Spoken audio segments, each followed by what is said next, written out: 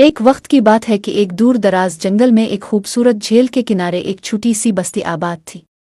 इस बस्ती के लोग मोहब्बत, अमन और सुकून के साथ अपनी जिंदगी गुजारते थे। बस्ती के करीब एक पुरस्रार पहाड़ था जिस पर एक जालिम जादूगरनी रहती थी। वो जादूगरनी बेहद ताकतवर थी और उसका दिल पत्थर जैसा सख्त था। वो लोगों से नफरत करती थी और अपनी जादुई ताकत से उन्हें नुकसान पहुंचाने के मौके ढूंढती रहती थी। जादूगरनी की बदसूरती और जुल्म के किस्से दूर दूर तक मशहूर थे और लोग उसके खौफ से पहाड़ के करीब जाने से भी डरते थे।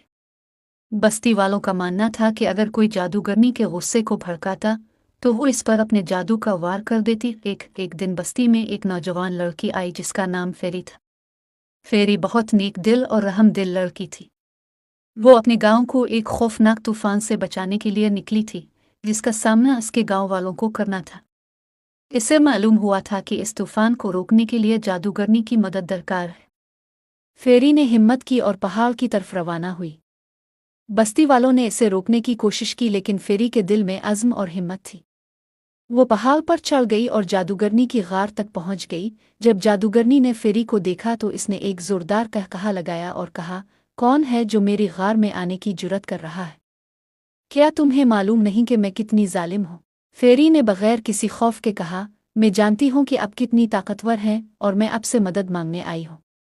मेरे गांव को एक तूफान ने घेर लिया है और सिर्फ आप ही इसे रोक सकती हैं। जादूगरनी ने हैरान होकर फेरी की तरफ देखा। इतने बरसों में किसी ने भी इससे मदद मांगने की जुर्रत नहीं की थी। फेरी की मासूमियत और उसके दिल की सच्चाई ने जादूगरनी को हैरान कर दिया। कुछ लम्हों के लिए जादूगरनी सोच में पड़ गई।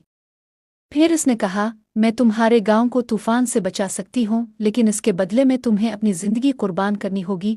फेरी ने कुछ देर के लिए सोचा, फिर उसने कहा, अगर मेरी कुर्बानी से मेरे गांव के लोग बच सकते हैं तो मैं अपनी जान देने के लिए तैयार हूँ।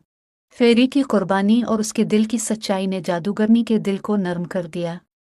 इसकी आंखों में आंसू आ गए और उसका दिल पिघलने लगा। उसने फैसला किया कि वो फेरी की जान नहीं लेगी बल्कि इसकी मदद करेगी। जादूगरनी ने अपनी जादुई ताकतों का इस्तेमाल किया और तूफान को रोक दिया। इसके बाद उसने फेरी से कहा, तुम्हारी हिम्मत और कुर्बानी ने मेरे दिल को बदल दिया है। अब मैं लोगों को नुकसान नहीं पहुंचाऊंगी बल्कि उनकी मदद करूंगी।